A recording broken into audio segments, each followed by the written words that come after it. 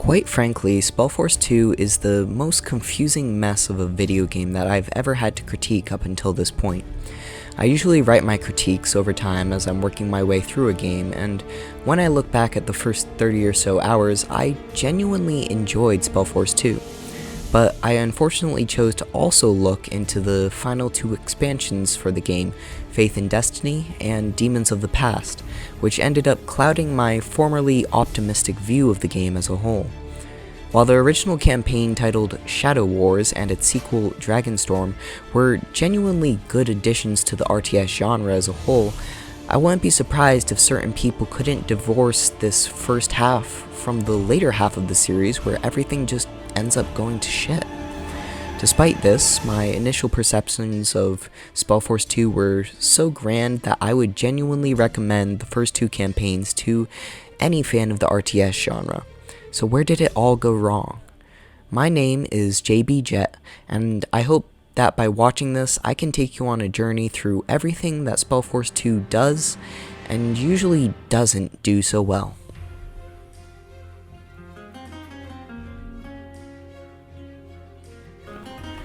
I feel as though there's a weird cusp of time in video game history where things hanged just on the edge of the uncanny valley, and any title from 2006 through 2007 is a roll of the dice whether they end up feeling old or modern in their design. 2006 in particular heralded some truly amazing titles like Gears of War, Call of Duty 3, and Zelda Twilight Princess, which may or may not have been the most graphically astounding games of all time, but they certainly set the stage for what was to come in their respective genres. But for RTS games, this time period of progression for every other genre was surprisingly quiet. Sure, many RTS games were still coming out each year, but in a market where Blizzard titles are often heralded as the only notable releases, it would be easy to miss out on a tiny German RTS by the name of Spellforce 2. The thing is, even though no one was giving the series the time of day, the developers over at Phenomic Studios were hard at work trying to perfect the systems that they first created in the original Spellforce, and in many ways, I think that they ended up succeeding. The Spellforce 2 base game was a much more fluid and much more fun experience for me personally, but many long-term fans weren't so happy with the efforts the game made to simplify both the RTS and RPG portions of the game. Similarly, most of the large-scale review companies simply found the game to be average. Like, there wasn't particularly anything amazing about the game, but it did everything it really needed to well enough. As a result of the mixed reception and kind of meh opinions about the game, sales were good enough to get by, but not particularly amazing. Spellforce 2 ended up getting an expansion named Dragonstorm in 2007, but then the game ended up going on a 5-year hiatus as it changed hands between Joe Wood Entertainment and Nordic Games before it finally released another expansion in 2012 to even less optimistic reviews. The final expansion for the game, Demons of the Past, wouldn't end up coming out until 2014, a full 8 years after the initial release and only 3 years before the release of Spellforce 3. Despite its age, both the mechanics and visuals stand up comparably well to the tests of time and give the game a genuinely modern feel to play for the most part. I could see a company releasing the game today with a couple polygon improvements on the face textures, and critics would be more than content to claim the graphical limitations were simply a cartoony art style. Similarly, the options menus and UI choices are just a few small details away from feeling functionally complete in a post-StarCraft expectations list. But if I did have to put a disclaimer on the game, it's definitely aimed at people who enjoy both party RPGs and RTS games, so if you only like one or the other, things might start to feel rough as you're forced into lengthy dungeon sections or several RTS maps in a row. The game does try to mitigate an over-reliance on one style or another, as many maps implement sections of both gameplay types in order to proceed, but the game felt like it heavily leaned into its RTS side of things the vast majority of the time. Thankfully, the RTS gameplay in Spellforce 2 is much better than it was in the Spellforce original, and the key differentiating factor is speed. Even though the maps in Spellforce 2 feel just as large as in the original, the movement speed means that a journey from one side to the other takes 2 to 3 minutes at most, less than half the time it took to walk across the OG maps. Then, the game makes things just a little bit better by not only implementing the waypoint system from the original, but also allowing you to teleport your companion characters to the main character at any time out of combat. They also added mounted and flying units to the game, which opens up your movement options even more, and suddenly my biggest gripe with the original is nowhere to be seen. The fact I no longer had enough time to get up and do chores while playing Spellforce 2 is just about the most backhanded compliment I could give to the game, but it is so well deserved. And before I get ahead of myself, let me introduce the 3 races in the base game. The Realm, which is comprised of humans, dwarves, and elves that all work well together and synergize healing and taunt abilities in order to support each other. The Clans, which is comprised of orcs, trolls, and raiders, who are all powerful offensive forces with little in the way of defensive or support options. And finally the Pact, which is comprised of dark elves, gargoyles, and shadows, which specialize in underhanded tactics like raising the dead, summonables, and stealth attacks. This is technically a downgrade from the 6 races available in the original, but the actual usefulness of different units on each map more than made up for this perceived slight in my mind. The game also reduces the number of resources in Spellforce from 6 to 3, with stone used to create buildings, while crystal and lenya are used to produce units. The streamlined setup to the game technically does simplify your options, but it ends up feeling very similar to the original nonetheless, since each race usually only had a couple of good units that you wanted to use anyways. Instead, each unit ends up feeling like it fills a very particular niche for the army, and there were situations where I might tech up one tree of units just to pick up a specialist or two in order to deal with towers or anti-mage units. Unfortunately, the game still doesn't implement any upgrade options for your units until the later expansions, so the full extent of your tech options revolve around creating buildings in order to unlock a new unit or two. Unfortunately, the RPG parts of the game end up dropping the ball in almost every possible way, from the character customization to the inventory management to the role-playing choices that practically don't exist. In many ways, the character building options in the original were so diverse that the game felt very easy to gimp your character in a very real way and run into trouble as you started to get into the late game. And as a response to that criticism, they swung the balance the complete other direction for the sequel. The restrictions they decided to put on ability point placement are just strange. Like, the only explanation for the way that they set things up would be to make sure that every character would become generalized enough that it would never be possible to back yourself into an unwinnable position. The game pulls out the attribute allocation system from the first game, so everyone's health, damage, and mana are all determined based upon which chess piece you have a character wear.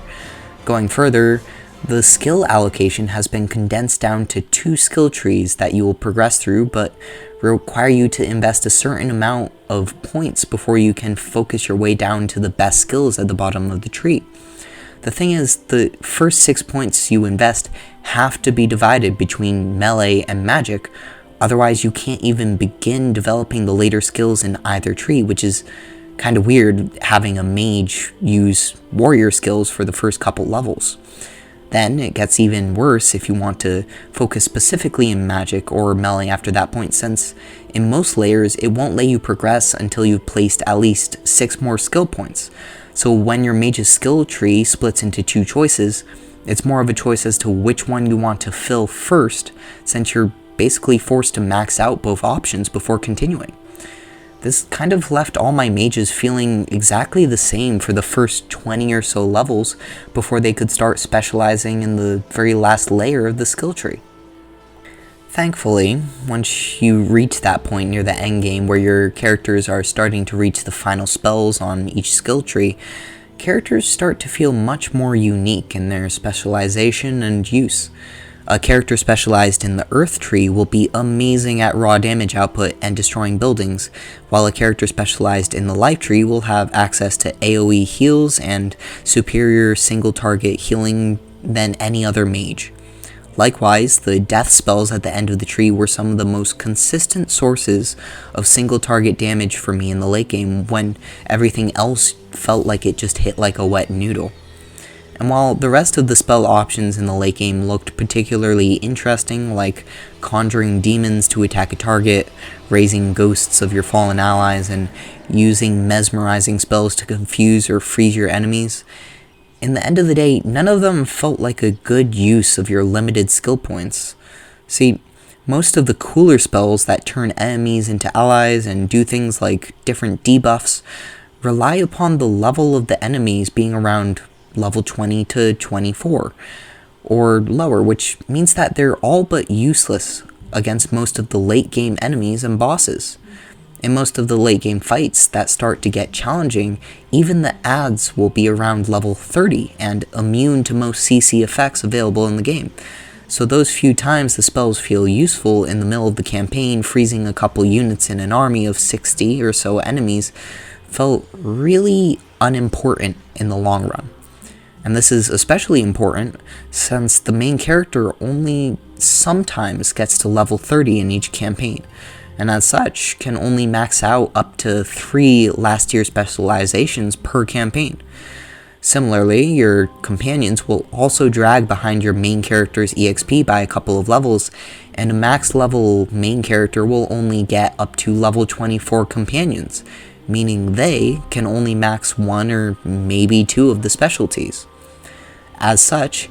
every single campaign for me resulted in all my mages feeling very similar, with all of them dipping into life, death, and earth magic as a rule of thumb, since everything else just seemed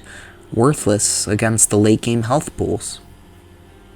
You might have noticed that I haven't mentioned the melee character skills at all, and that's because they were so underpowered and unimportant that in most cases I simply forgot that they even existed.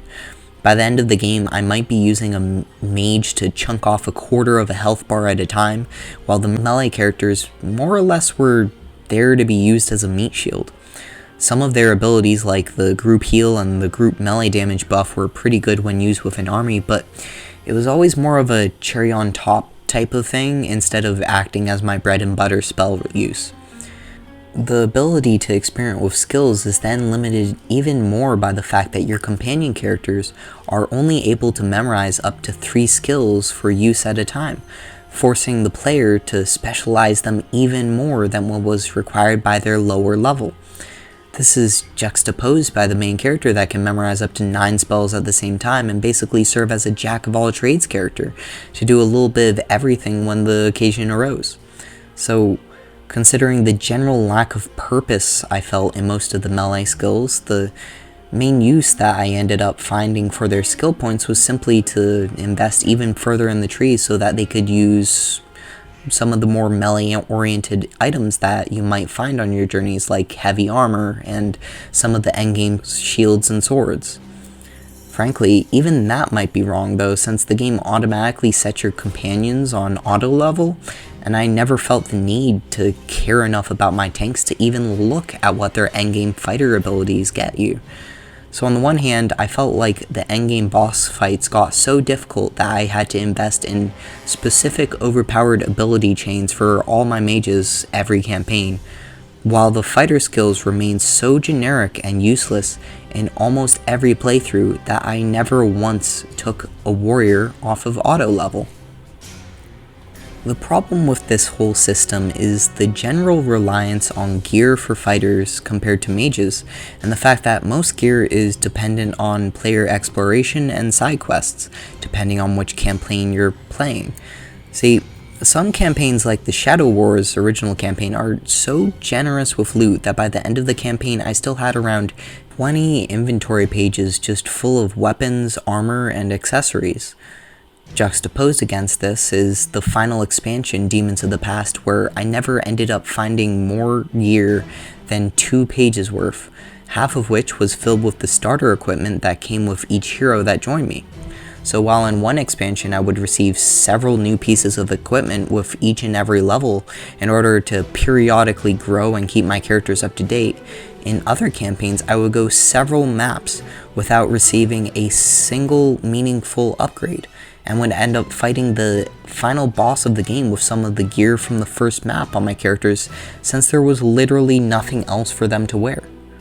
As such, in the Shadow Wars campaign, the warriors in my party at least felt mildly useful in supporting my mages, while in the final expansion the only purpose for my warriors was to serve as meat shields so that my mages could pump out the late game fixed damage spells that didn't rely on gear for stats. My feelings on gear in this game was that they never felt like they added much to the game, like it was simply the addition of one more meaningless chore to keep up with on my characters when they started to fall too far behind the power curve. When the drops were plentiful, I would get several armor pieces each fight, but never bother to put them on until my characters started to feel noticeably weak against the enemy, because outfitting 6 separate characters, each with 10 inventory slots or so, while receiving such negligible stat increases that it never felt like you were equipping a Diablo legendary, was just boring. When the inverse happened, where I might not be receiving loot at all, realize my warriors are starting to feel underpowered, and then have absolutely no gear to upgrade them, despite several hours worth of gameplay, it makes the system feel completely pointless. A major part of the redundancy in the gearing system is the merchants you come across, because I cannot name a single time in the entire game that I ever purchased something other than a quest item from a merchant. The problem with merchants that I encountered is that they would either be selling things so underleveled that they weren't an upgrade in any way, or they would be so overleveled that I made the assumption I would simply find better gear by the time 3 levels had passed, and I could finally wear that item. Because of the teleportation system, it would be simple enough for me to go back to those merchants that were initially overleveled, but considering the general lack of any change in game feel that came from the gear, there never felt like there was a need to put in extra time to even try and prop up the gearing process.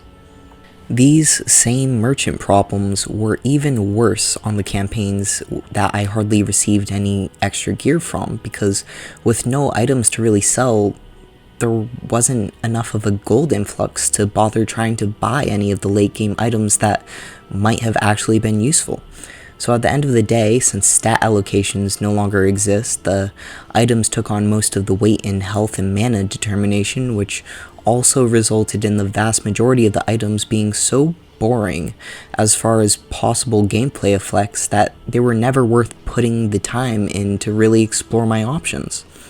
Even after literally dealing with the devil in one campaign in order to earn one of the best staves I had ever seen in the game, my late game death spells would still outperform its damage by around 5 to 10 times the output. This all makes gear distribution just about as useful as earning green drops while grinding dungeons on a new World of Warcraft character. They might be upgrades, but it's not like you would ever need the upgrades to keep pace with the content in the first place, so who cares? At best, I think the game included loot as a homage to your oh-so-typical RPG game in order to further bridge the gap between the RTS and RPG genre they're trying to target, but the sheer transparency of the entire system makes it all feel less impactful than putting +6 claws of attack on a Blade Master in Warcraft 3. There's just no oomph to the system, and that's a problem that transfers over to the dialogue options with all the NPCs you meet.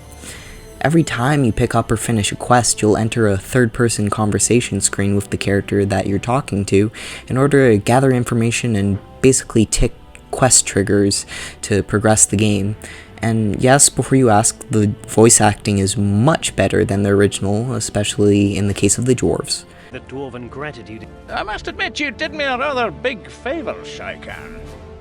Then I ask for a service in return, Master Dwarf, and I don't have much time. You certainly... but there's still more than a couple cringy lines that break through from the German translation of the game. But now that I'm no longer distracted by the laughable character impressions, some of the dialogue trees start to show their rigidity a lot more than I ever noticed in Spellforce 1. See, a couple of side quests have some interesting variety in how you solve them, like the mother and son that want to kill each other and steal the family inheritance. So when the game knows that something is so low stakes that you can make divergent choices without affecting the main story beats, it gives you a bit of freedom to try those options, like either siding with the boy or the mother for different rewards. But when we move on to the main story, it's just about as rigid as a train track as far as player variance can go. Every player is going to experience the same exact journey from start to finish, with the only real source of variance being whether you choose to do any of the side quests or not. Now, maybe I've just been spoiled by playing through the Dragon Age series and the Quantic Dreams games around the same period as I played this game, but I feel like it's hard to call this game a role-playing game when you never really have any control over your character's actions. See, when you bring to mind role-playing games, some of the top games on everyone's lists are Baldur's Gate, Knights of the Old Republic, the Fallout games, Mass Effect, Dragon Age, Dark Souls, all of which have wild and varied approaches to gameplay, combat, and theme. So despite all their differences, the one thing that the staples of the RPG genre have in common is the application of meaningful choice in their main storylines, putting the roleplay first and foremost in RPG as far as affecting the world around you dependent on your actions. And the thing is, the Spellforce campaigns do have choice in them, but it's almost always in the form of side quest content, which begs the question whether that's still a valid form of player expression. It genuinely almost gives the players a feeling of adventure and consequence, but when you take a couple steps back and really take a look at what you're working with, it just clashes with the main line story tracks that you can't deviate from in any way. So to frame this another way, Warcraft 3 also has a main quest that the player cannot really alter, as well as an inventory system, a skill system, dungeon maps, boss type enemies, and multiple choice side quests. So how many people consider Warcraft 3 to be an RPG?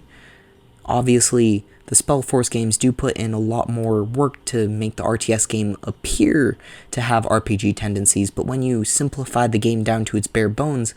a lot of those systems end up aligning closer to an action-adventure like God of War than to the CRPGs of legend. Spellforce 1 wasn't any better with this problem, but for some reason it seemed much more noticeable to me in the sequel than it did in the original. So,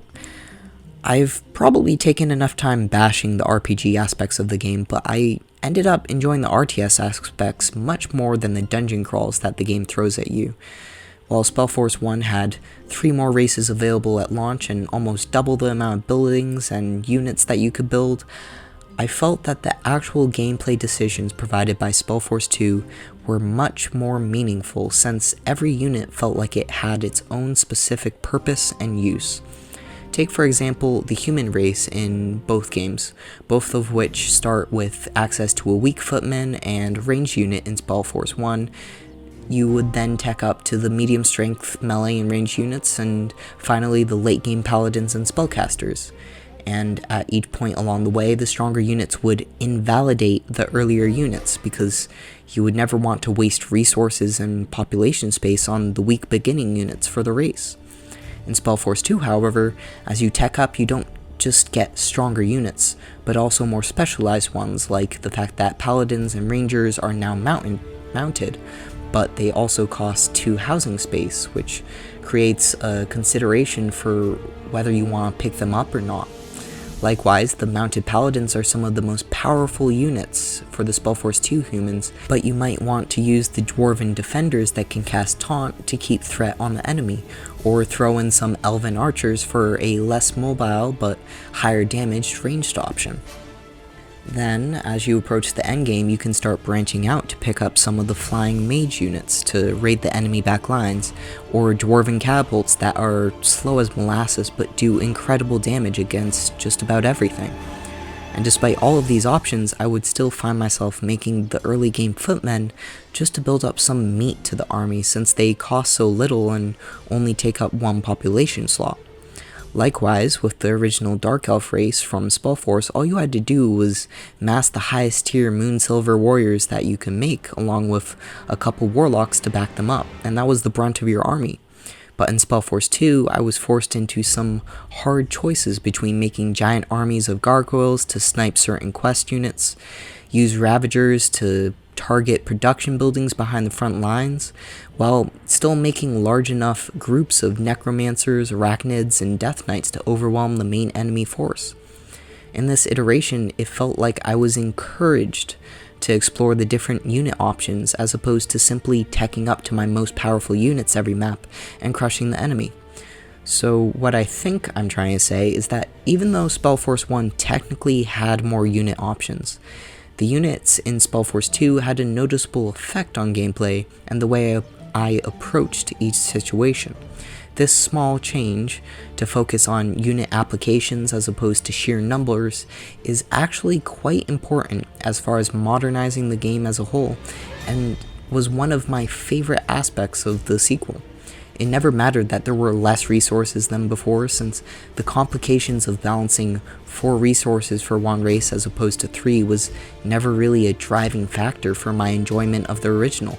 And similarly, the fact that you could play as multiple races on one map in the original had very little effect on the play-by-play moves you made, since the only purpose was to broaden the use of your resource intake.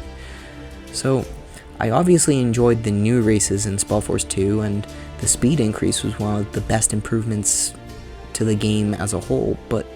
the one thing that was decidedly lacking in the sequel was the presence of unique map mechanics.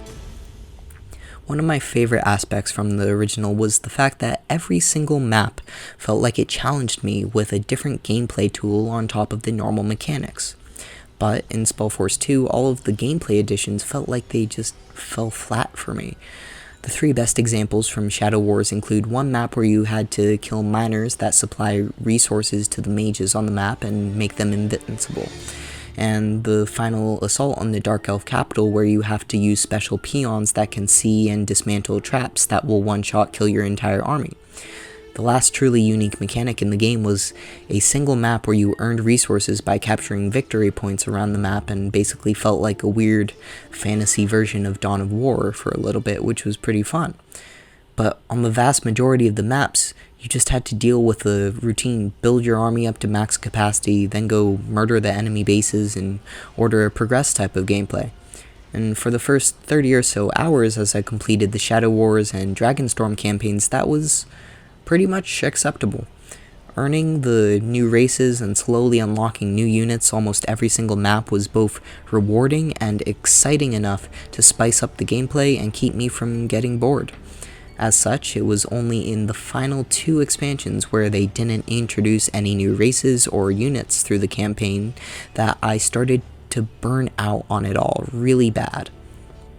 Suffice to say, the most interesting mechanic used in the final 2 expansions was a tower activation quest that was already established in Dragonstorm. So what makes it even worse is that the further in the series you got, the game started to focus more and more on the RPG aspects of the game than the RTS aspects. In Shadow Wars, 4 out of the 20 maps were party only. In Dragonstorm, 4 out of the 11 maps. In Faith and Destiny, 1 of the 4 maps. And in Demons of the Past, 4 of the 9 maps are party only, with a stretch of 3 maps back to back with almost no RTS control at all. So as I got further and further into the campaigns, the aspects of the game that I liked best in the RTS sections started to take a back seat as all the RPG pandering that I didn't like took control of the storyline. Ultimately, it only took me around 55 hours of total game time to complete every campaign in Spellforce 2, but what that doesn't take into account is the sheer frustration that I encountered with this game, and the fact it took almost 40 days of procrastination and self-hatred to finish all of its expansions. Now, by this point, you don't really have the full context for the sheer apathy I've developed towards this game, which can only be expressed by explaining the course of the story that it ends up taking over those 55 hours or so. Stories can be a powerful tool for any game in order to develop a sense of purpose and reward for following the path a developer wanted you to take. Some games choose not to develop any story at all and instead allow the player the ultimate freedom to develop a story for themselves as they struggle to survive, but in most linear path games like the Spellforce series, a strong storyline is important to link sequences and engage the player past the simple basics of gameplay. For example, it's one thing to defend an elven settlement from demons, and another thing entirely to defend the last bastion of humanity from a god in the flesh. But the player also needs to have more buy-in to the story in order to actually care about that evil god that's come to destroy all living creatures. See, it's a lot easier to set up a basic story where you just defend a group of merchants from some bandits, as opposed to setting up all the lore and fantastical elements necessary to banish a higher being from existence. And so, in attempting to set up those larger-than-life stories about the return of dragons and the death of gods, the Spellforce 2 campaigns sometimes push themselves just a little bit too far. All 4 campaigns end up following the story of the Shikans, a race of creatures who have dragon's blood flowing through their veins and neither ally themselves 100% with the forces of good or the forces of evil. Instead, they're generally regarded as an untrustworthy group who will betray others so long as it accomplishes their own goals, a stereotype that ends up leading to many of the conflicts in the first campaign. Shadow Wars. You begin the game as a custom character living as a farmer on the outskirts of the Shikan fortress where your grandpappy dragon friend roosts at the top of a castle. When the town falls under attack by the invisible shadow creatures allied with the Dark Elves, you grab your brother and sister to warn the Shikan elders and eventually meet a friendly Dark Elf named Nightsong that just so happens to be a daughter of Craig Unjalok, the former general of the Dark Elves. When you finally get up to the top of the tower and speak with the dragon Nightsong reveals that the Dark Elf Archon Sorvina killed her father and made a pact with the invisible shadow assassins to gain control of the Dark Elves. Grand Dragon then decides that the Shikan will need help to defeat the Dark Elf invasion and sends you to find allies with the humans, dwarves, and elves over the mountain. Over the course of the next couple maps, you end up finding the allied races who all claim that as a Shikan there's no way they could trust you unless you help them through their own troubles first. After settling their problems, the Shikan returns to their homeland along with the armies of the realm and defeats the remaining shadows in the area. Unfortunately, the Dark Elves had already fed your brethren to demons and abducted the Grand Dragon back to their capital deep within the marshes, at which point the armies of the realm do a big old nope and leave you to deal with these problems on your own.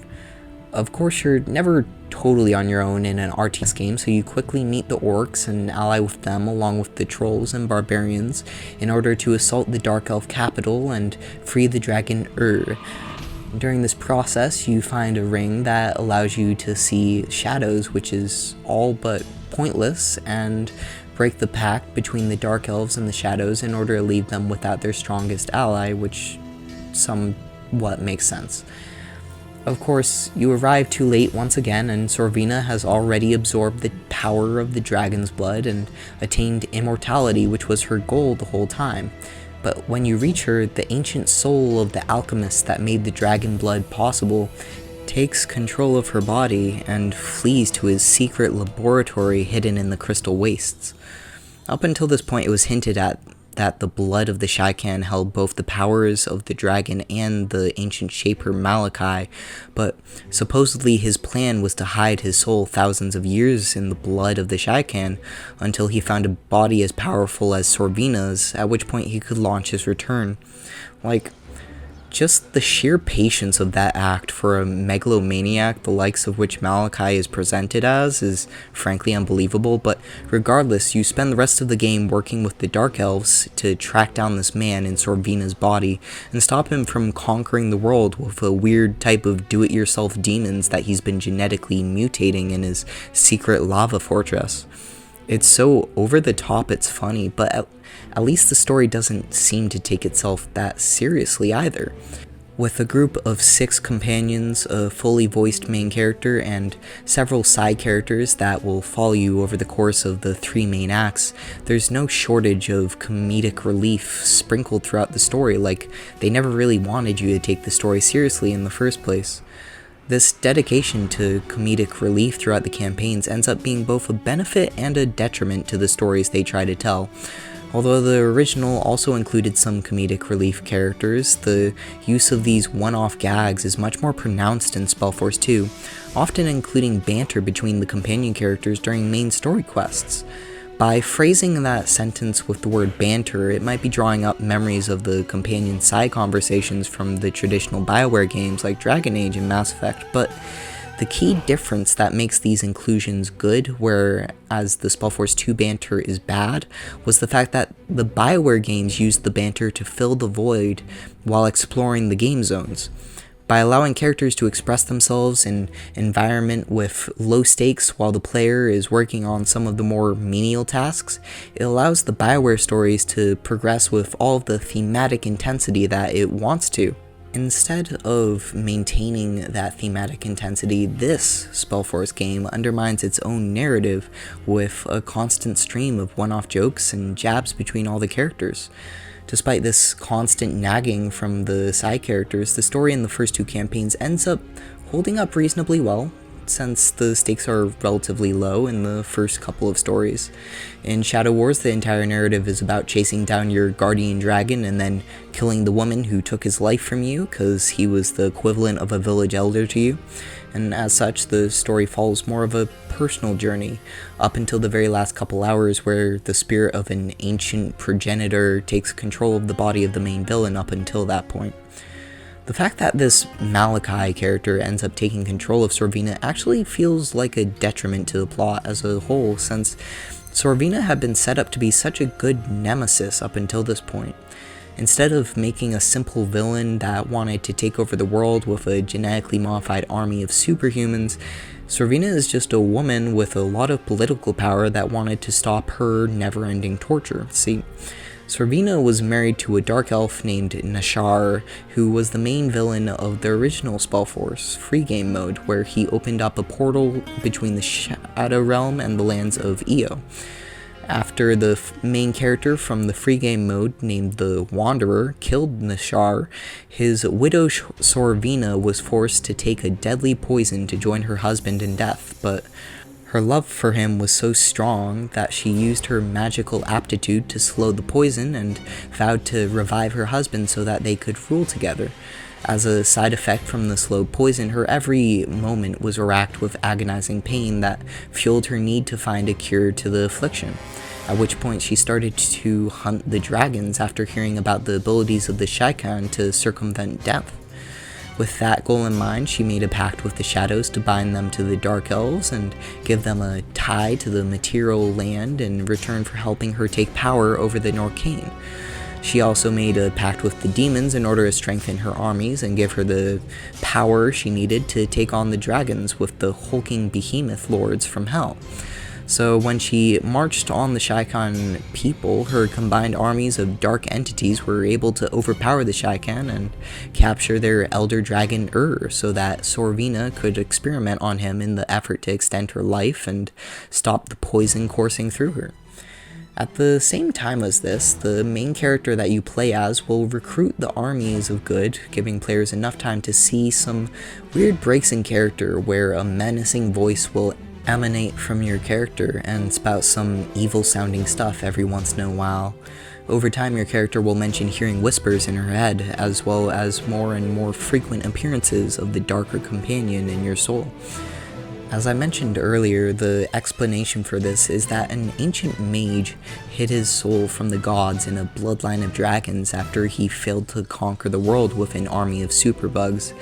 And frankly, this weirdo that has no other reason for existence other than to reshape the world in his image, then takes over the mind of Sorvina once she drinks his blood and puts a premature end to an otherwise brilliant villain build-up in the game. If this sounds similar at all, it's almost the same storyline as the Dungeon Siege games, where a lesser villain ends up unintentionally unleashing a dark evil on the world, where they just were trying to do what was best for their race and fulfill their own goals. As such, the last 5 maps or so, where you're chasing Malachi back to his secret laboratory in order to stop him from taking over the world, end up taking an entirely different tone from the story up until that point, since there was such a bait-and-switch villain. But the general comedic lens that the game throws onto everything ends up genuinely supporting this weird and wacky story, since all of this deep villain backstory is presented to the player through phone stones that tap directly into the mind of Sorvina so that you can hear her backstory. The entire tone behind everything is light, even when the stakes raise to world domination in the final moments of the game, as you meet several cameo characters from their original stories like the Shadowblade wielder, the Wanderer, Flint McWinter, and just the fact that you get to chill out with Craig Unchalak's daughter the whole game. And this general tone of levity despite dire stakes ends up following the game into the second campaign, named Dragonstorm. The first expansion for the game now comes bundled in with Shadow Wars in the Spellforce 2 Anniversary Edition on Steam, and is a genuinely good pack for the game since it comes with an entirely new race called the Shaikan, along with a 10-hour-long campaign that follows the stories of Shadow Wars. The story follows the trail of a rune warrior turned Shaikan that is trying to deal with the problems presented by the fact that the portals that Rohan set up, linking all the islands, are all starting to lose their power, disconnecting all the centers of trade one by one.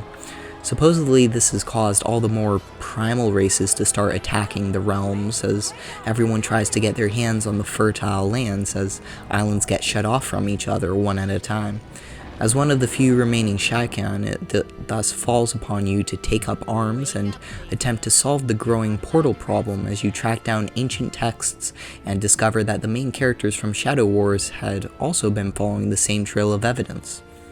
Over the course of this story, you're introduced to 2 major characters that will reoccur throughout the rest of the Spellforce 2 campaigns, named Kane and Yasha Ashir. Kane is introduced as a mind-controlled demon hunter that was sent to assassinate the players by the main antagonist in Dragonstorm, the Order of Embers. His backstory is actually kind of cool since he made a deal with the devils in order to serve them as a judge and executioner as long as they gave him eternal life. As such, when people make contracts with demons and then either succeed or fail in their task, Kane is the man that is sent to retrieve their souls as payment, making him the equivalent of a demon repo man that you can actually follow on some of his assignments during his companion quest. The other reoccurring side character introduced by Dragonstorm is Yasha Ashir, the daughter of Hokan Ashir and the former master of the Rune Warrior that happens to be your main character. It seems that she managed to achieve immortality and survive the 18 years after the convocation by allying herself with the Shaikan, and I just realized that anyone that hasn't played the first game in the series is probably really confused about the lore I'm going through right about now. So up until this point in Spellforce 2, all of the references to the original game have been small cameos or relatively self-explanatory references to things, and then you're just thrown a whole lore dump with Yasha Ashir, a character that makes almost no sense to anyone that understands the lore, and definitely makes no sense if you haven't played through the original.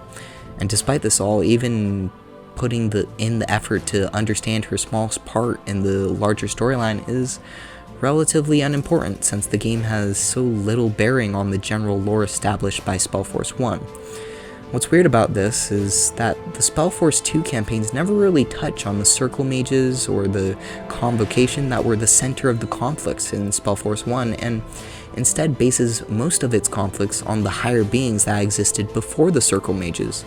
named the Shapers, and eventually we talk about the Guardians and Gods of the world. So this game is basically the equivalent to the Lord of the Rings trilogy that ignores the adventures of the Hobbit to instead focus on the larger deities established in the Silmarillion. Is that bad in of itself? No. But after all of the well-developed world building established by the first game, the fact that they almost ignore it all makes the game feel so disconnected from the others in the series. Like,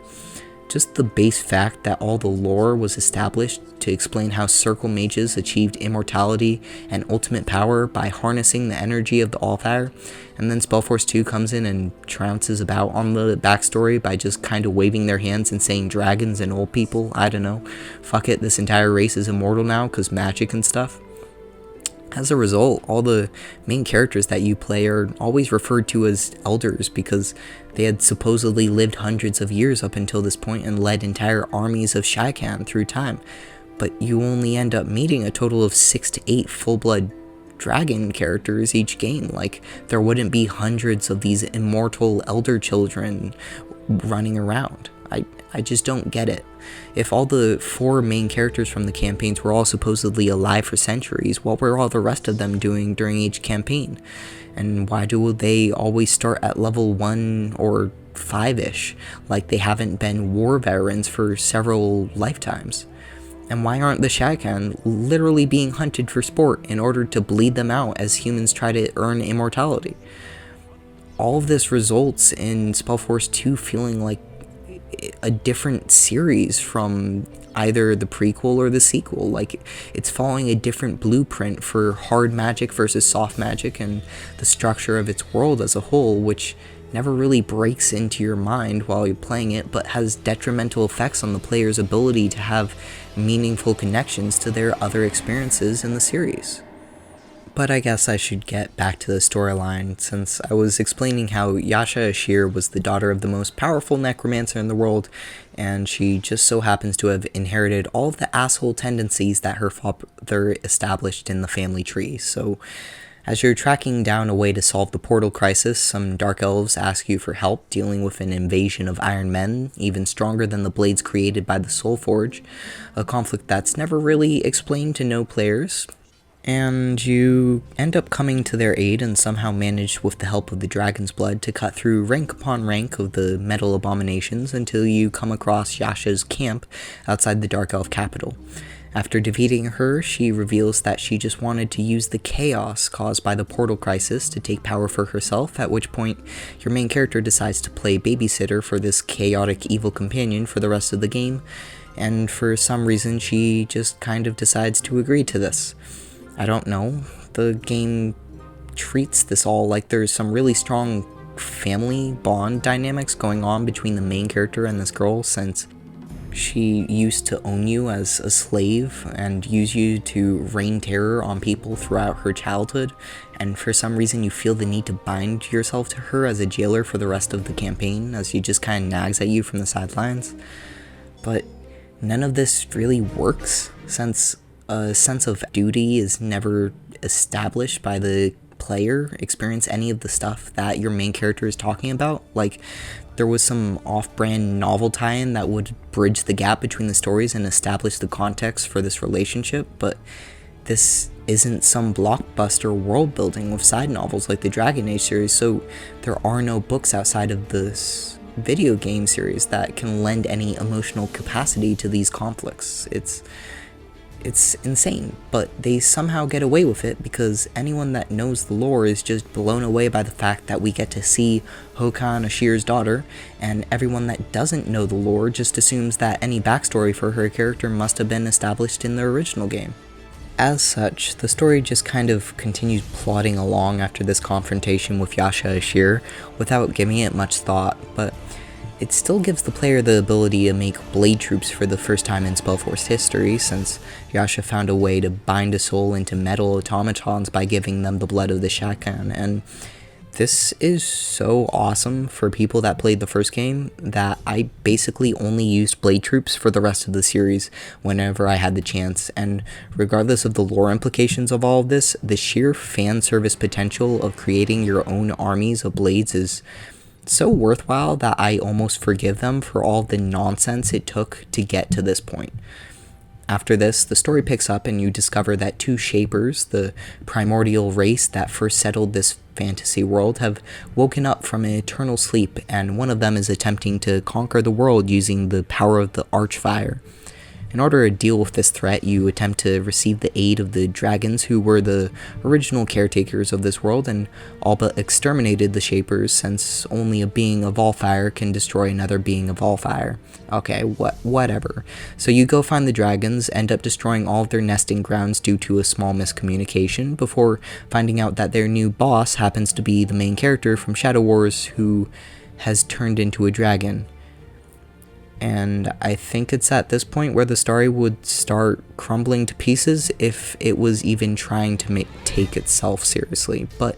it doesn't. And things keep going, and you can't help but rush towards the ending as you take the offensive against the Shaper Tyrant with the help of the dragons and put an end to yet another attempt to destroy the world. And this is the ending point where most fans tell people to stop playing the game, because everything that comes after this ending is an order of magnitude more stupid than anything I've mentioned up until this point. I didn't really end up believing them. Like, sure, I thought the story in the first two campaigns was kind of janky at times, but it wasn't really that bad, and all the gameplay was pretty fun up until this point, so maybe those people just had a bad experience, right? But after forcing myself through both of the last expansions, I can confirm that all those fans that tell you not to ever bother with Faith and Destiny and Demons of the Past are completely justified. Despite all the trash talking I've been giving the game up until this point, I think a lot of my bad experiences with the game are derived from the final 20 hours I spent with these two expansions. I've said this about games in the past, but sometimes I like sharing my experiences with something awful so that other people can understand what they're missing and get a pretty good idea why they don't need to go through the hassle of putting themselves through the same experience. So what I'm about to talk about appears to be just about the only in-depth analysis for Spellforce 2 as a whole, and hopefully the definitive source for why you shouldn't play the last two expansions. So, to start us all off, in the third expansion to Spellforce 2, titled Faith and Destiny, you play as yet another Shaikan, 4 years after the events in Dragonstorm, when all of the portals across EO have lost their power, so dragons are the only method of transportation left in the world. Suddenly, your homestead is attacked by a race of demons, for which you quickly build an army and defeat, before you wake up and realize that it was all a dream, and the demons' attack hasn't happened yet. So you play through exactly the same map with some slightly different enemy placement and strength as the events from your dream come to pass in real life. After you defeat this demon legion, the townsfolk decide to name the Nameless, even though calling them the Nameless literally gives them a name, and you return to the old dragons, who tell you that you have a destiny to fulfill and you must follow your heart and find the princess being held captive in your dreams that just so happens to be Nightsong, your main companion from Shadow Wars. So you step into this weird teleportation device constructed by Professor Twiddle, a time-traveling scientist that's one of the main side quest characters across Spellforce 2, and he takes you to another island before his teleportation device breaks down. It just so happens that the remnants of the elven race that has been running from the Nameless are on this island, and have some of the parts that you need to repair the device, as long as you help them find a reason to live. So you get on your way and end up encountering Kane and his weird cat girlfriend named Sariel, and that's never really explained, but somehow she already has the blood of the Shaikan, so they join you on your journey, and they don't really ever talk about it again during this expansion. After that, you quickly make your way to the nearby cemetery where one of the elven leaders named Io is mourning the loss of her queen, and you try and ask her to help give the elves purpose once again. She claims that as the honor guard for the queen, her life is forfeit, and commit suicide, which you quickly nope your way out of and give her Shaikan blood in order to return her to life, which makes her feel better inside, so she joins you, I guess? After you return to the Elven settlement, you find out that they were murdered by the Nameless while you were gone, which is somehow meant to establish the fact that the Nameless are an unstoppable force with no morals, so you decide to track down the last of the parts that Professor Twiddle needs in the Dwarven mines to the south. After you destroy the Nameless base in front of the mines, you delve into them to take part in a quick RPG dungeon where you save all the remaining dwarves and retrieve the last parts that Twiddle needs. So you eventually make your way back to Twiddle, who repairs the... Wait. Can we just acknowledge the fact that I am seriously using the word Twiddle as the name for one of the most important lore characters in this entire expansion? Like, that alone should give you a good idea of the tonal dissonance that the game ends up running into as you're trying to save the world from a demon invasion while also dealing with Professor Twiddle, who is your only hope of reaching them. What? Anyways, he repairs the teleporter and transports you to the homeworld of the Nameless, at which point he reveals that he was a Nameless in disguise the whole time, who just wanted to trick you into getting trapped on their homeworld.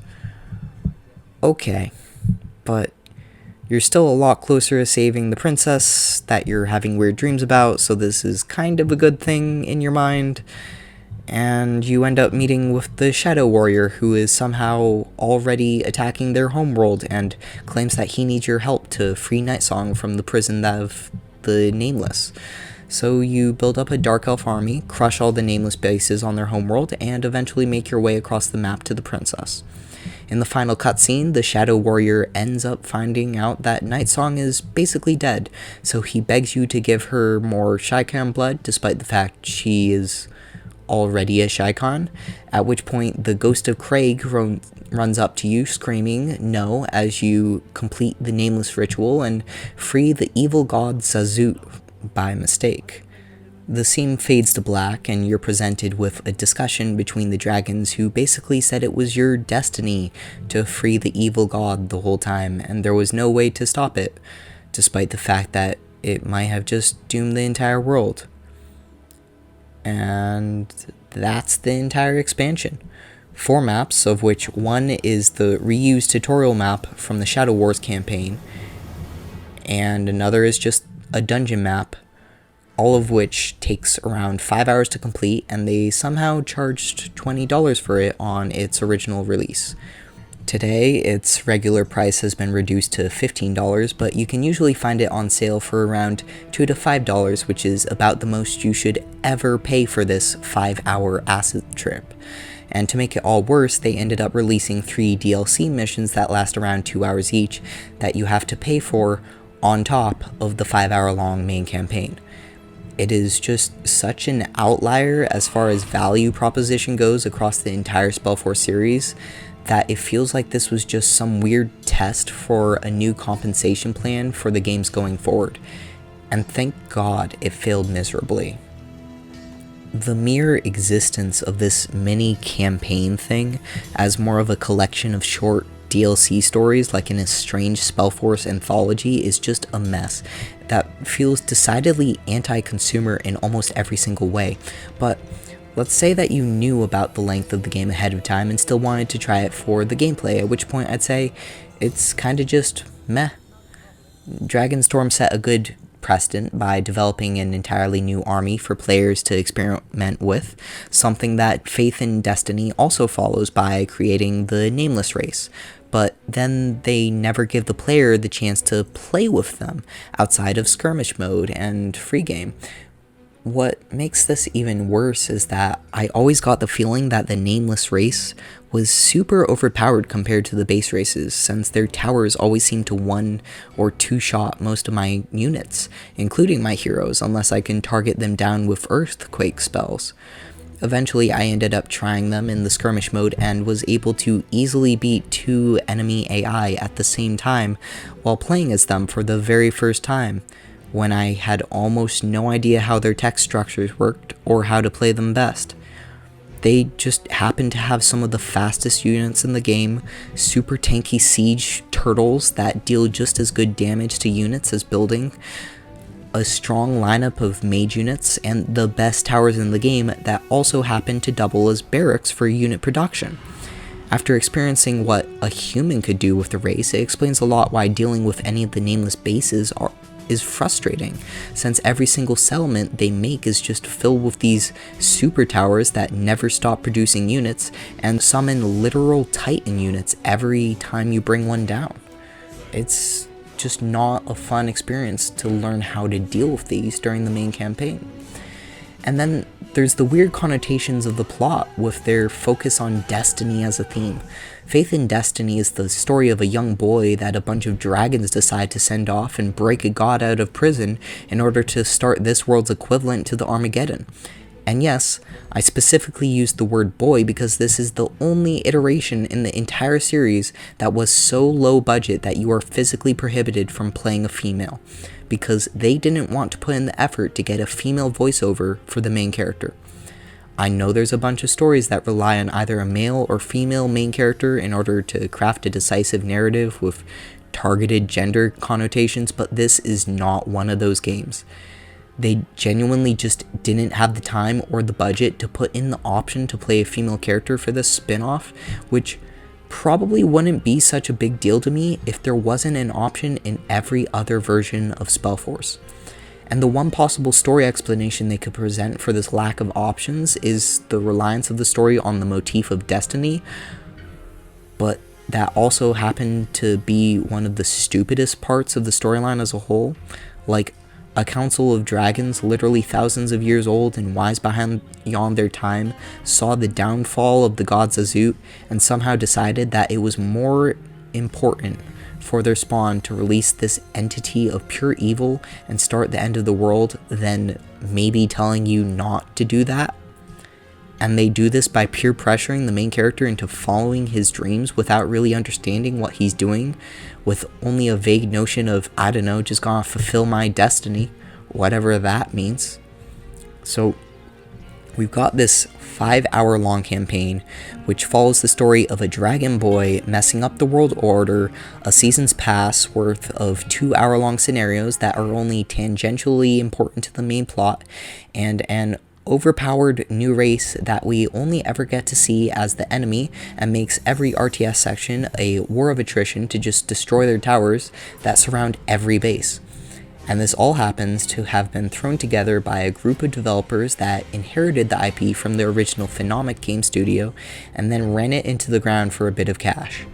This new studio that created Faith in Destiny then continued the series by developing the final expansion, Demons of the Past, that attempts to resolve the cliffhanger created by Faith in Destiny and put an end to the Spellforce timeline as we know it. This time, the campaign is considerably longer, clocking in at around 15 hours for your average playthrough, along with 5 new maps and 4 maps reused from the Shadow Wars campaign, which is okay, I guess. You start once again as another Shaikan defending another homestead from another Nameless invasion before you decide to literally visit heaven in order to recruit the help of the gods. So you go through this weird ritual and complete 10 mini-games called the Stepping Stones in order to get to heaven, at which point you find out that heaven is under attack by mind-controlled evil ghosts.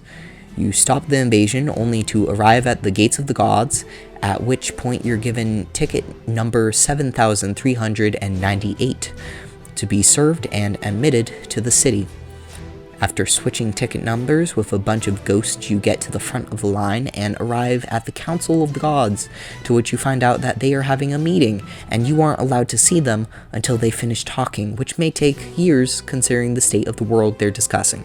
So you decide to sail across the River Nyx after finding the boat stolen by Flint McWinter, and try going through the back door to the council's chamber before yet another guard stops you.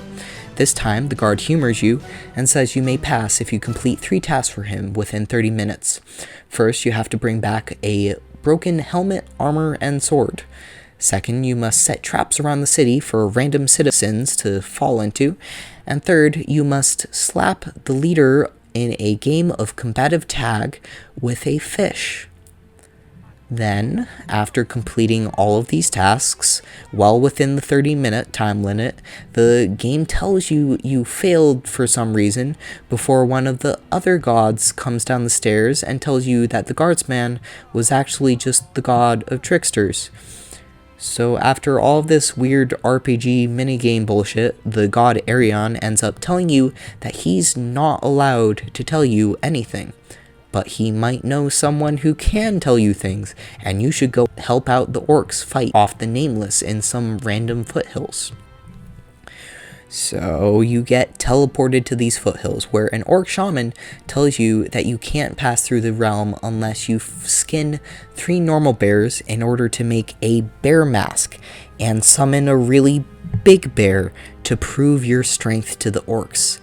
You do the task, earn your passage to the main orc city, and end up finding out that they're under attack by both a Shaikan army and the Nameless.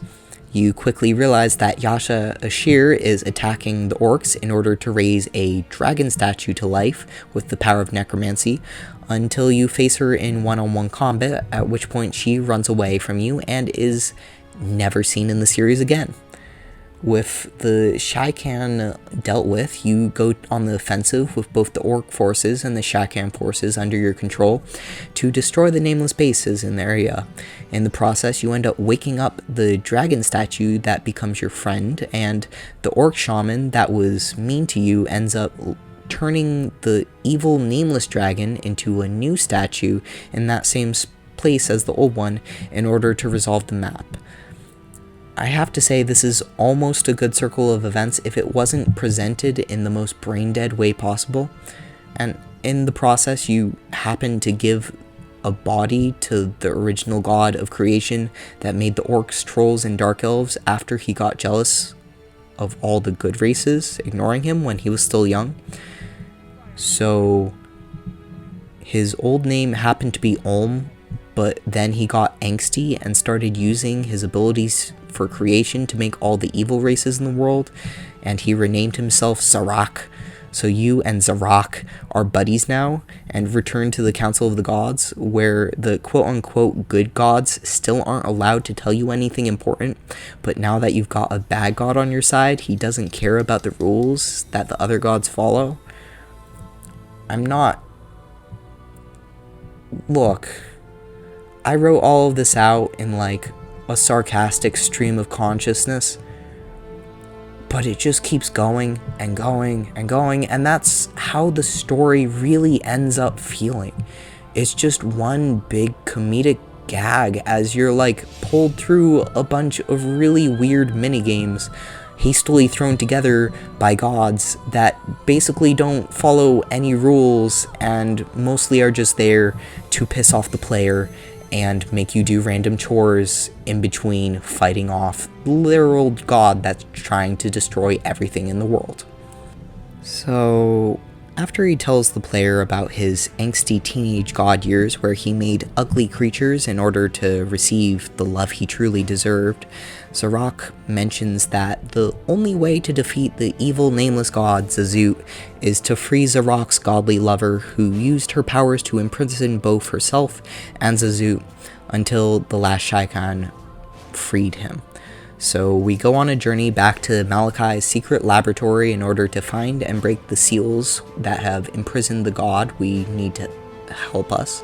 and end up randomly running into this weird cat girl, Serial. Supposedly she was just running away from the Nameless Legion, but all of your companions, including Kane and Zarak, keep telling you that something is really weird about her, so you find a magical torture device that steals the memories of its victims, and find out that both Kane and Sariel were trapped by Malachi in this fortress about 950 years in the past. So after a bit of help, you end up finding out that Kane used to be an elf who was told to escort this weird cat girl brimming with allfire to the ice priestess in Tirganok in order to find out why she fell out of the sky. It turns out that Kane kind of fell in love with her and tried to rape her. So she literally killed him so badly that the demons of hell took pity on him and allowed him to become one of their judges and serve them eternally just so that he could return to life. And it's at this point where he returned to Serial, tried to kill her, and was burned by her magic so badly that Malachi ended up capturing and mind controlling him. After Malachi found out about her powers, he used a sleeping gas bomb to knock her unconscious because she had a convenient weakness to sleeping gas despite being practically a god, and then tortured her for a couple of days before the gods got mad at him for other things like trying to take over the world, at which point he hid in the dragon blood. Okay, so now that we know that Serial is a weird godlike being that nobody including her can explain, that Kane tried to rape, kill, and then finally abducted, and the most profound thing that anyone has to say about all this is that Kane's name used to be Kane, and Serial's name used to be Sariel. Tell me what you can. Sariel, or rather Sariel, was found by explorers of our kind in the early days of the Hyborian Empire. I was told... And then the game just kind of drops the entire storyline, like, whatevs, let's just save the world before we start judging the demon assassin and his Neko god lover. Okay, so we continue on our journey, find the last couple seals imprisoning the good goddess that we think will help us, at which point Sariel bitch slaps her and teleports away for no reason. Then we get teleported to the final island where all the Nameless forces are gathering for the final assault on the Nameless races of the world. Somehow all your friends like the Dark Elves, the Realm, the Clans, and the Undead Army are able to also make it to this island in order to help you despite the fact that none of the portals in the world have been working for the last 5 years, and you start your final assault on the Nameless. In a fitting reversal of expectations, all of your allied armies are just about worthless and die within minutes to the Nameless assault, since the Nameless race still remains completely overpowered compared to the base races in Spellforce 2. Over the course of an hour or so, you single-handedly destroy every Nameless base on the map and anger the evil god Zazut, who comes out of his demon portal to deal with you himself, and he brings his evil girlfriend Serial, I guess. After a quick fight, you defeat Serial, who tells you that the goddess was planning on helping you and was instead trying to steal Zazut's power. So Serial reveals that she is actually a being of godlike power and sacrifices herself to destroy the goddess that you thought was going to kill Zazut. And now that his cat girl has committed energy suicide, Zazut gets mad and chases you past 9 magical super towers, which are the only way to weaken him, until you lead him to the top of a hill where Zarak has told you that he's willing to sacrifice himself in order to destroy Zazut, because only a creature of all fire can destroy another creature of all fire. In the final cutscene, we see Arion descend from the heavens and steal the kill from Zarak, thus sparing the angsty god and allowing him to see the light, at which point he emerges as a good god of creation again, and everyone lives happily ever after. And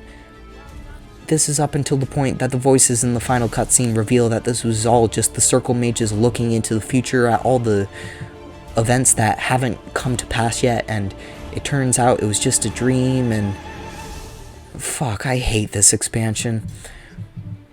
Who or what the Nameless are is never explained. The fact that Serial, the cat girl, was just some random godly being is never explained.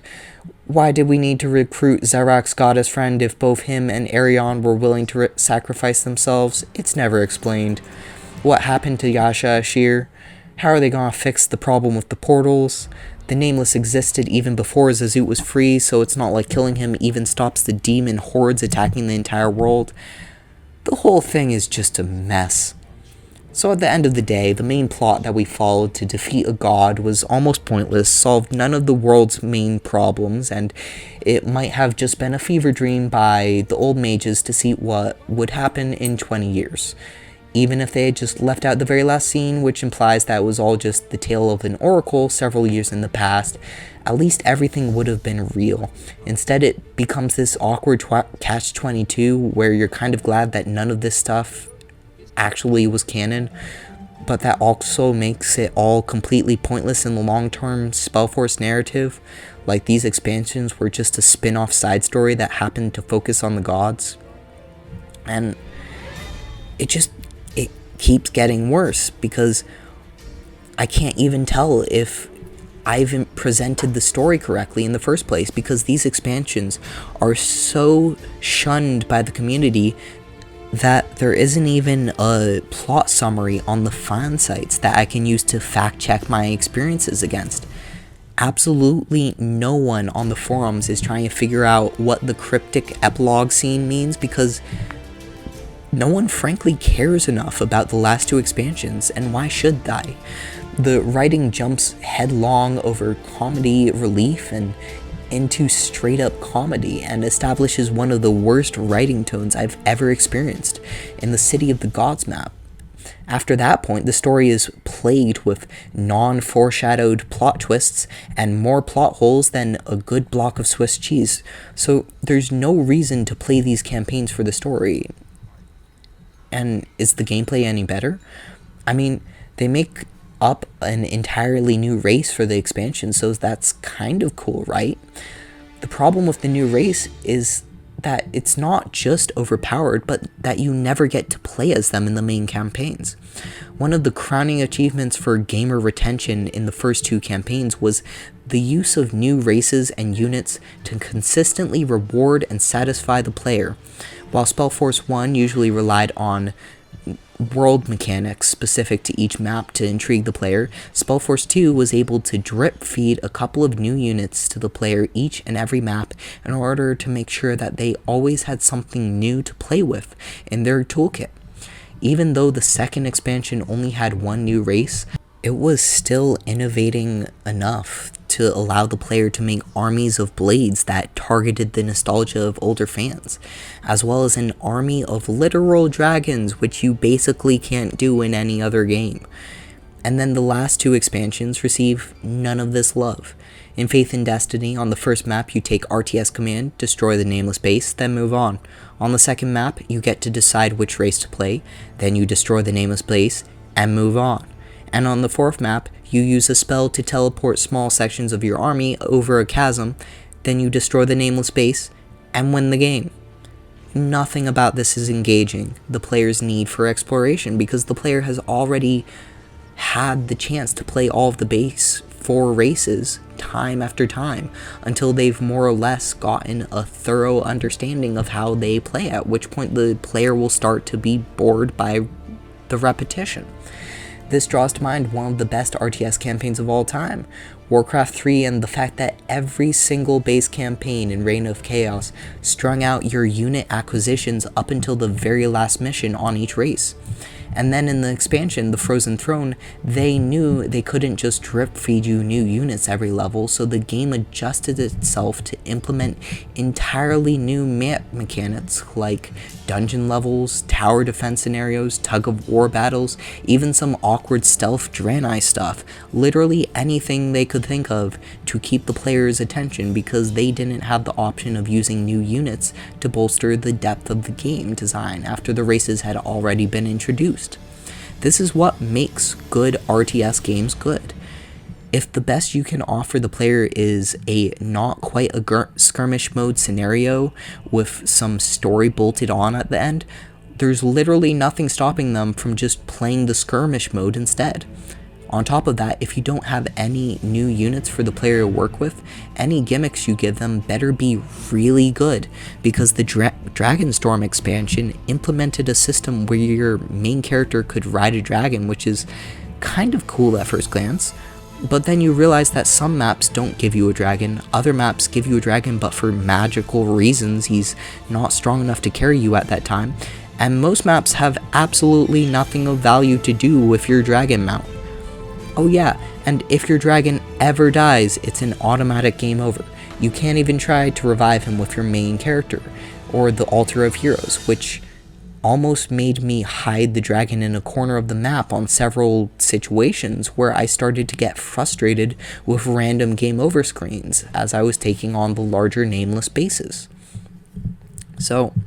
the last two expansions can't give you new units to play with, and even if the dragon riding thing was a cool factor, it's still a leftover mechanic from Dragonstorm, so even that is pretty much old to the player by this point. In Faith and Destiny, they give you some one-off abilities each map, like super speed, invisibility, and teleportation, which are supposedly manifested by your destiny, but none of them end up helping you actually kill the enemy base, which is the main goal on each map. And I'm sorry, but making your MC go zoom and use the Harry Potter cloak for 5 seconds does not help the player take down a set of 20 towers that one-shot everyone in your army, and can basically be considered useless skills for that very reason. Then for Demons of the Past, they tried to implement boss health bars for the big bad guys at the end of some of the maps, which is kind of cool, but the way they implemented this is to use it on the Lich boss in the first map in the game, who comes back to life every time you kill him unless you've destroyed his entire base first. And not only that, but every time you kill him, his dead body will burst into an army of around 60 skeletons that will surround your units and probably kill them all, so you shouldn't even be trying to kill him, since it'll just end up backfiring on you. Instead, the first level ends up teaching the player to absolutely ignore the boss health meter, since you both can't kill him yet, and killing him will do more damage to you than ignoring him.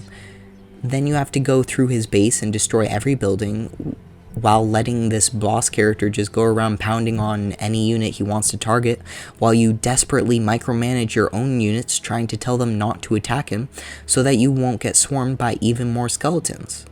Boss health bars were a cool idea, if only they weren't introduced in one of the most brain-dead first scenarios I've ever seen. Later, with the giant bear and giant wolf in the game, it kinda works as intended, and I guess maybe that's cool for some people, but throughout the game it felt less like I was focusing on killing the enemy, and more like I had to focus on keeping my heroes alive and topped off with healing spells. It was generally less important to kill the enemy than it was to just try keeping everyone alive, since the boss would eventually die and you could just time all your heals the right way in between throwing a couple DPS spells out. And then on the final boss, where the boss health bar might have the most importance for the player, not only are your heroes incapable of damaging him without using the magic towers for help, but you've got a very good chance of the health bar just totally disappearing for no reason, at which point it's just a weird fight with a bonehead that keeps hurting himself on your crystal meth towers. And I almost forgot, but there's one other boss battle with another Lich that also teaches you to ignore his health bar, because you also can't kill him up until a certain point. And then there's a boss battle with a crystal golem, which you also can't kill until you destroy his 3 power crystal buildings. So out of the 6 bosses in the game, only 2 of them respond to damage in a normal way, and all of the rest actively encourage the player to absolutely ignore them and do other things until the parameters have been set to finally kill the boss. This mechanic isn't just boring like the dragon, it's been actively set up by the developers to fail due to their boss design. So, what else is there in these new expansions to try and diversify them? Apparently, the developers settled upon puzzles as one of the leading factors in RPG design. Now, Spellforce has always implemented a couple puzzles, like the notorious Clockwork Crypts level that was basically just an entire map of puzzles and logic games in the original Spellforce. But what made this all work was the fact that the player could choose to brute force their way through the map at any point. If you decide the puzzles weren't worth the effort, just bust out your sword and fight a couple spiders until you reach the goal. But Spellforce 2 wanted to really test the player, and there was no way to progress without completing a puzzle about these levers that set the forges to the right color and make the Ring of Shadows in the Shadow Wars campaign.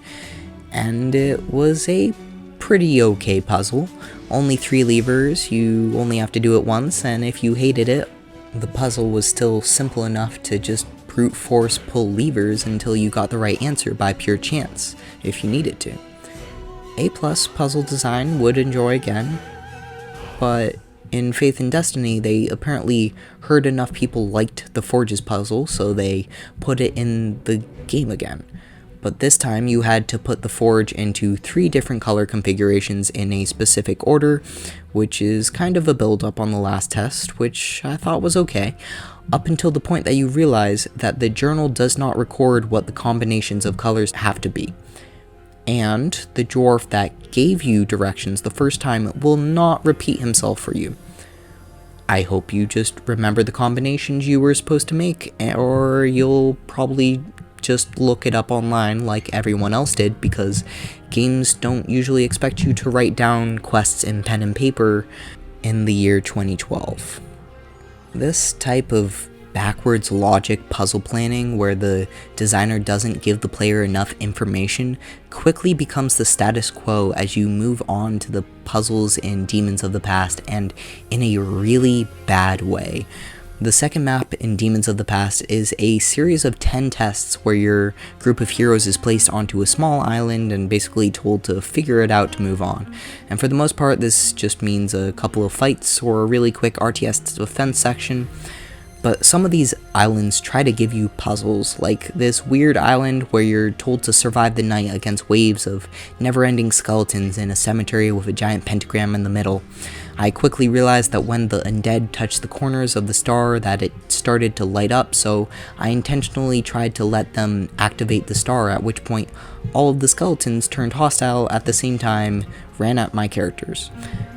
Because I had backed my group up until a corner, the skeletons just kind of piled up and I beat on them a couple minutes until they were all dead.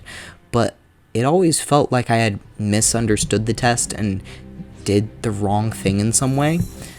But the riddles that the gods put at the beginning of each island are usually so vague that I never really knew what I was supposed to be doing, and usually just tried weird stuff until it finally worked. Notoriously, this section of the game is home to one of the worst stealth sections I've ever seen in an RTS, since the vision cones on the guards in the area surround their models, so they can basically see out the back of their heads, which did nothing but teach me to save vigorously at almost any point where I felt like I had made any progress on that maze at all. This becomes even worse as you progress further, since the final test is a sequence puzzle where you're given a set of 8 buttons that you need to press in the right order. So you go up to each button and read the text from the story in order to try and get the order right, but then you also have to turn some of the buttons to face certain directions before also pressing them, which makes the entire process so complicated that I actually failed to input the correct order several times, even when looking at the answers to the questions online. If a puzzle is hard to complete when you're literally watching the written instructions for how to do it in your lap, there's something wrong with the way it's set up in the first place. Which leads us to one of the last puzzles in the game, the Great Ice Maze. I have beaten the game, and I still don't fully understand how you're supposed to logic this puzzle. But it basically works by giving you 8 rings with a door to the inside on each of the 8 cardinal directions. Only one door on each ring will let you through, and there's no marking before each door that designates that it will work, despite all the weird looking red symbols on the ground that are basically just there for no reason. If you choose the wrong door, it will either do a lot of damage to your character, create an invisible wall for some reason, or the worst case scenario where it teleports you out of the maze to start again and try to get to the chest in the center. Before you get to this point in the game, they give you a compass which is supposed to only point north when you adjust the camera angle to face different directions in each ring of the maze, and then there might possibly be a pebble that you can ask questions that will tell you a story about a bunch of kingdoms fighting in different directions that may or may not apply to the puzzle maze. So if you're confused already by this point, don't worry, everyone else is too. On the Steam page, there's 2 different guides specifically for this puzzle, neither of which made enough sense for me to actually use them successfully, and the most helpful forum that I found on the topic basically just tells you to guess and check each door until you make it to the center of the maze. If you go into third-person mode, you can actually just face tank the damage on the wrong doors and clip through the invisible walls to try and get to the center, but the chest won't register until you at least activate the right door on the last ring in the puzzle as a trigger. Otherwise, many players in the forums mentioned standing in front of the right door but having to wait several seconds for it to open for some reason. So even if you were able to logic the right way to progress, it might just not work. Of all the rough edges in the game, this was probably one of the most frustrating segments of the game, because all the collective knowledge of the internet was not enough for me to get a logical clue as to how to complete this puzzle other than pure chance and luck. Gods, I wish I didn't have to be so hard on these expansions, but I have to keep going because after all of this, there's still more and more design decisions that just break this game. The balancing in Spellforce 2 has always been a little bit spotty, since the range of gear and the way you build characters can lead to wildly different power levels despite the game's full intention of homogenizing all of your skill trees. This side effect of the RPG progression usually ends up building to a head during the last hour or so in each campaign, where the player always ends up feeling underpowered for one reason or another. In Shadow Wars, the super bug armies in the last level can target down your casters in mere seconds if you're not paying attention. In Dragonstorm, the mages that hold the keys to the Emperor's throne room would consistently present me with tough, nail-bitingly close battles. In Faith and Destiny, the Nameless that are hiding in the Dwarven mines are supernaturally powerful compared to the hundreds and hundreds of their brethren that you've destroyed only moments ago. And in Demons of the Past, packs of wolves happen to be the most randomly powerful enemy groups in the entire game for no reason. While none of these situations ended up bricking my progress, they certainly slowed down the last couple fights in each game, as I just struggled to keep up with the power growth curve for enemies as we all progressed into the late game. This difficulty cliff at the end of each campaign ended up making the final boss fight in each story a moment of pure desperation, as I was forced into these multi-phase fights that routinely lasted 10 to 15 minutes of pure attrition between my party and the main villain. At the end of Shadow Wars, you obviously have to end up fighting the body of Sorvina being controlled by Malachi, which takes place in a weird pentagram area that lights up when you have people stand on each corner of it. Despite spending several minutes of the fight while also placing my characters on hold position at each of the 4 corners, I was never able to figure out why the star would light up, and kind of just had to ignore the mechanic in order to beat down the boss with a lot of party heals and death spells. Likewise, at the end of the Dragonstorm campaign, you end up fighting a cabal of Archfire-infused mages, along with the Last Shaper, in a 3-phase fight that kind of just resulted in so many things exploding on screen that all I could focus on was healing my party as best I could. After enough reloads and phase changes with my eyes locked on the upper left of the screen just trying to keep everyone alive, the boss miraculously died, and I still have no idea how it happened. It almost made me wonder whether the boss's life wasn't refreshing on each reload, and after about 10 attempts at eking out just a little bit more damage, he died ridiculously easily. The final boss on the Faith and Destiny campaign allowed you to attack it with a full RTS army, so I literally just had to attack move in its direction and it eventually died, while the final boss in Demons of the Past ended up giving me the most trouble of all of them.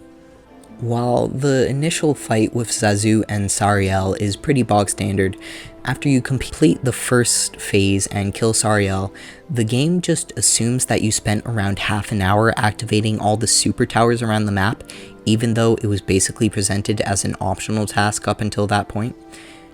And the first time I made it to that phase, I had done none of that pre-work and was dismayed to find out that there was absolutely no way for me to beat the boss without having pre-prepped the entire map specifically for this one mob.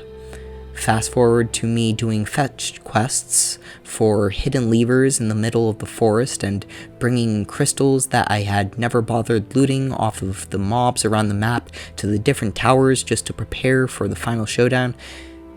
If I had done this ahead of time, the final boss mechanic might have been cool to deal with, but as it was, I was just forced to play the game an extra hour or so in order to prep the game field now that I knew the game wanted me to deal with him in this very specific way. None of these situations were particularly fun, and while the first two campaigns were nail-biters at the end, at least they gave me a sense of accomplishment once I beat the final fight. The last two bosses just left me bored and annoyed that it was nothing more than a time sink to lead this angry bull in one last journey around the map. So why do I bring all of this up? This absolute mess of design choices that drags every piece of fun it can manage to take out of the game. It's because I really care about the series, because there's just not enough good RTS games that come out, and everyone that does deserves its own time in the limelight. And Spellforce 2 was fun for about half of the time I put into its campaigns, and deserves to be recognized for that alone. The first two storylines are innovative and interesting and kind of poorly written, but at least they kept a consistent tone and purpose to their existence when compared to the dumpster fire that Mind Over Matter Games Studio ended up tacking on at the end. And thankfully, the series got another chance in 2017 with the release of Spellforce 3, the game that ended up bringing me into the series a couple of years ago. So I bring up all these facts to remind people that the last two expansions for Spellforce 2 are not faithful to the original vision, that they represent the true demon in the past of Spellforce history that needs to be forgotten so that we can continue to accept the game for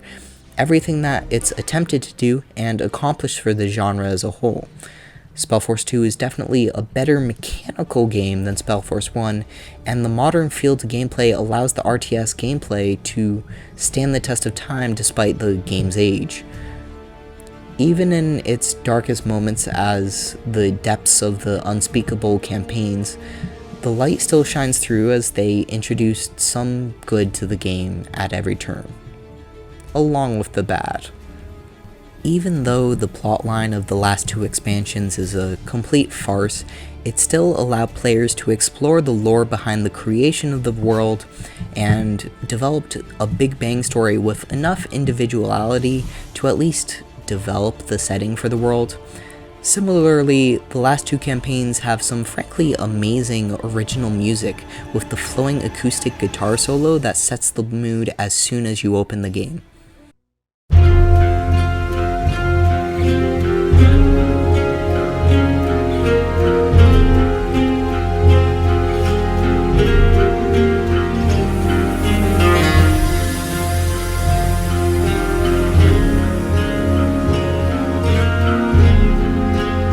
That it stands out as one of my favorite things that made me excited to play the expansions up until the point the gameplay started up again. Finally, Demons of the Past tried integrating the Steam tools for achievements and trading cards, which might not seem a big deal to some people, but as someone who refused to play games on Steam without achievements for around 2 years, I know there is a considerable user base that genuinely cares about their inclusion in games. The only problem with this is the fact that the game is so bugged that there are several achievements that are not physically possible to get, even if you meet all the expectations, such as the complete the campaign achievements that almost no one receives despite seeing the end credits. At least this game tried to implement Steam compatibility compared to its predecessors, but I wish that Spellforce 3 had learned from the mistakes of Demons of the Past and made sure that all their achievements had worked in the first place, because the sequel ended up running into the exact same problems with broken achievements 3 years later. The thing is, so few people have even bothered to talk about these expansions that it's entirely possible that the developers of Spellforce 3 might not have even known about these problems, if they had even tried to research the games that came before. If anything, this is why critiques and your average gamer should put in an effort to talk about these games that we didn't like, so that developers can hear our feedback and adjust games to grow in the future, to forge a path for everything that comes after this. So after around 90 minutes of commentary, I don't really have more to add about the game at this point. If you've heard my critiques about the campaigns and are still interested, I'd say that the Anniversary Edition is worth a try as long as you don't start poking into the last two expansions. Every expansion also comes with its own free game mode, which basically throws you into a sense of RTS and dungeon maps with no storyline to link them except a player's desire to explore, which definitely appeals to a certain type of player that just wants to experience more of the game world. Similarly, Spellforce 2 also implemented a Skirmish Mode, which allows you to either play your normal to the death mode where you just destroy the enemy base, or they also have a King of the Hill mode, which allows you to take control of an area for victory points, as well as a Horde mode where you just try and survive against increasingly difficult waves of monsters. All the servers for these games have been taken down by this point, so you can't play with others online unless you use one of those external LAN services like a VPN network or some such, and there's always the opportunity to modify the game with several of the mods for Demons of the Past, like World of Spellforce, which grants players access to several of the mini-factions from the main campaign, like the undead and demons that you can't otherwise play. And yet, despite this all, I think I might actually recommend that players look at Spellforce 1 despite all the improvements to gameplay that you can find in 2. See, one of my favorite aspects about the original game was a sense of something bigger than what was happening in the base campaigns, that the world had been altered and modified by the ambitions of a small group of mages that had grown mad with power, and yet all of this was presented in such a way that it still felt down to earth. The sequel tried to expand upon this with dragons and shapers and the gods themselves, but somehow all of that felt so detached from reality in a way that the Circle Mages never did, pushing the game further from science into pure fantasy. It's wild that I can even attempt to describe a council of immortal mages as scientifically justified, but somehow that's what the original managed to do for me, grounding the story into something I could believe and feel and care about in ways that Spellforce 2 never manages to do, to develop a sense of grand adventure with characters that I actually remember the names of, and terrible dwarven accents that aren't just a sense of nostalgia because I only played the game for the first time 2 months ago. And in the transition to a better gameplay flow, Spellforce 2 ended up losing all of the awe and wonder that made the first one such a classic. As a result, Shadow Wars and Dragonstorm are a better game, both mechanically and graphically than the original, but they are still my last recommendation when compared to Spellforce 3 and Spellforce 1. Oh, and just do yourself a favor and never even look in the direction of the last 2 expansions.